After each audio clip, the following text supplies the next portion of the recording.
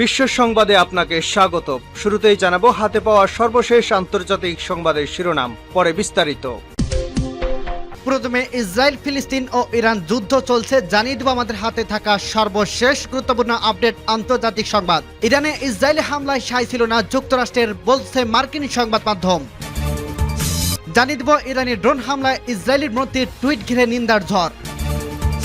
আরো জানিয়ে দেব গাজায় যুদ্ধবিরতির মধ্যস্থকারীর ভূমিকায় থাকতে চাইছে না কাতার।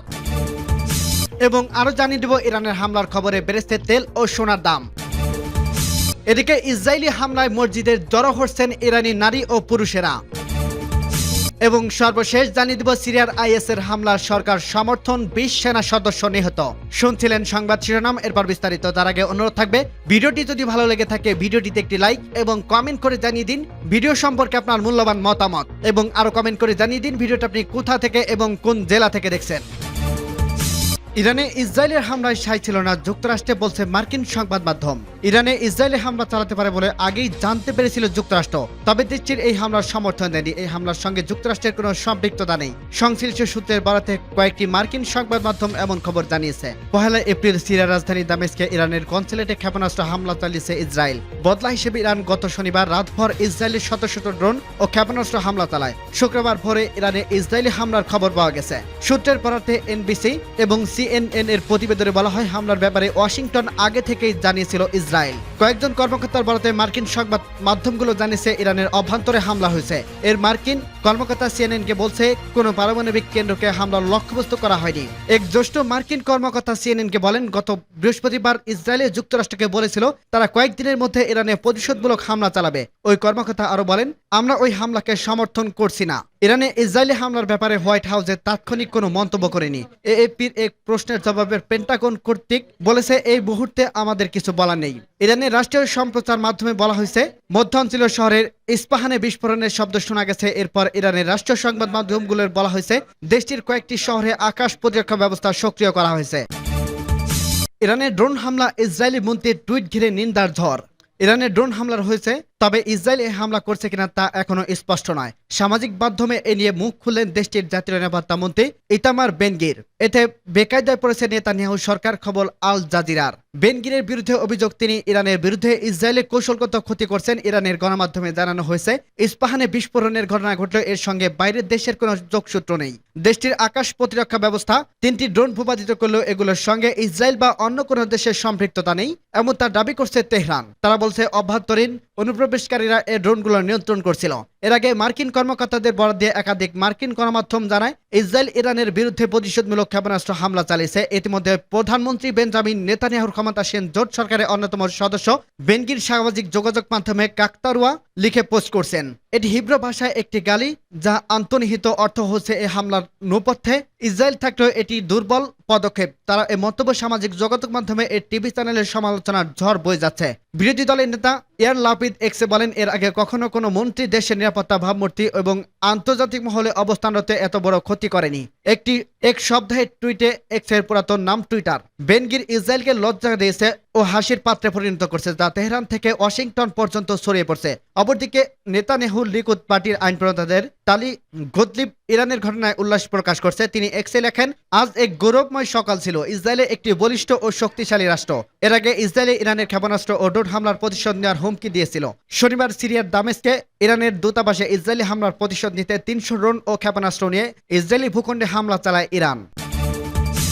গাজায় যুদ্ধবিরতিতে মধ্যস্থকারীর ভূমিকায় থাকতে চাইছে না কাতার। ইসরায়েল ও হামাসের মধ্যে যুদ্ধবিরতি, ইসরায়েলি জিম্মিদের মুক্তির চেষ্টার ক্ষেত্রে মিশর ও যুক্তরাষ্ট্রের পাশাপাশি কাতারের গুরুত্বপূর্ণ ভূমিকা রয়েছে। তবে ইসরায়েল ও হামাসের মধ্যে মধ্যস্থকারীর ভূমিকা পালনের বিষয়টি পূর্ণ মূল্যায়ন করে দেখছে কাতার। একথা জানিয়েছে দেশটির প্রধানমন্ত্রী শেখ মোহাম্মদ বিন আব্দুর রহমান আল থানি। তিনি বলেছেন, যারা রাজনৈতিক মুনাফা কমানোর চেষ্টা করছে তাদের শোষণ, নির্যাতন ও অবমূল্যায়নের শিকার করছে দোহা। তিনি আরো বলেছেন, এই মুহূর্তে শাস্তি আলোচনার বিষয়টি সংবেদনশীল পর্যায়ে রয়েছে।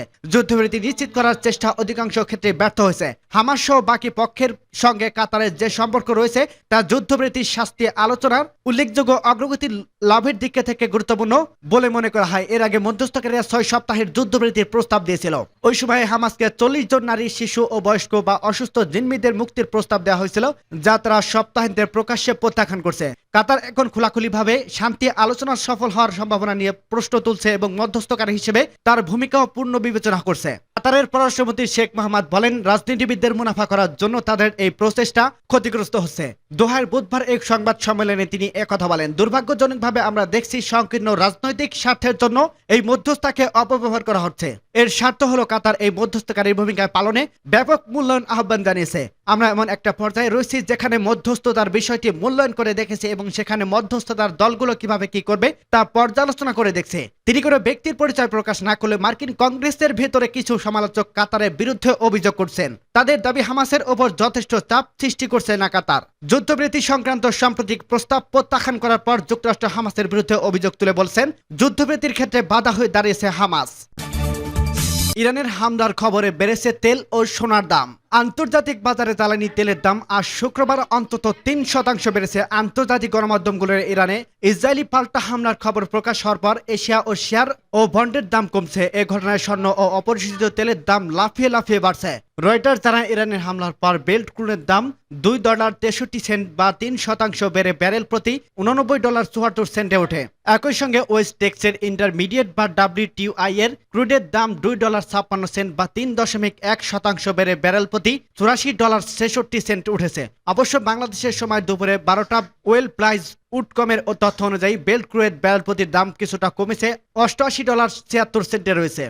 অন্যদিকে WTI এর ক্রুয়ের দাম 84.53 রয়েছে। একই সঙ্গে সোনার দাম অল্প অল্প সময়ে জন্য রেকর্ড উচ্চতায় ওঠার পর আউন্স প্রতি $2,400 ঠেকছে।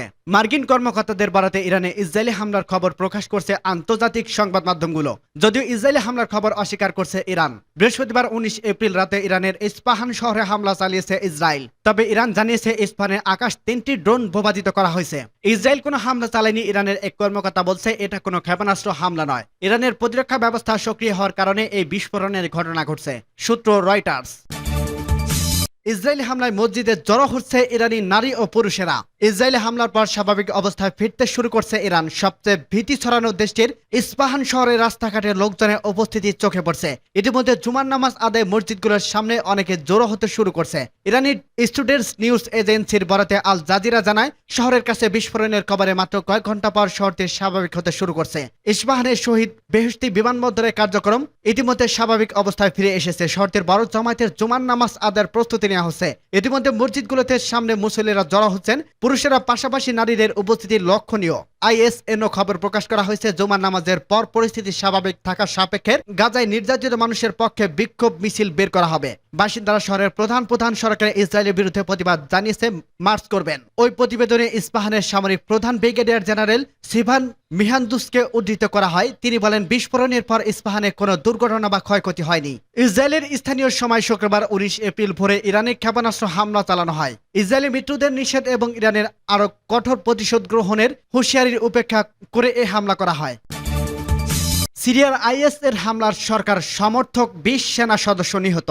যুদ্ধবিরতি সিরিয়ার দামেস্কের নিয়ন্ত্রিত অঞ্চলে IS এর 2টি হামলা সেনা ও অনুমোদিত সরকার সমর্থন বাহিনীর 20 জন নিহত হয়েছে। বৃহস্পতিবার এ ঘটনা ঘটে বলে সিরিয়ার যুদ্ধ পর্যবেক্ষণ সংস্থা জানায়। Syrian observatory for human rights বলছে, হোমস প্রদর্শনের পূর্ব গ্রাম অঞ্চলে একটি সামরিক বাসে IS হামলা চালিয়ে সহকারী বাহিনী ও সরকার সমর্থক বন্দুকধারীদের মোট 16 জনকে হত্যা করা হয়েছে।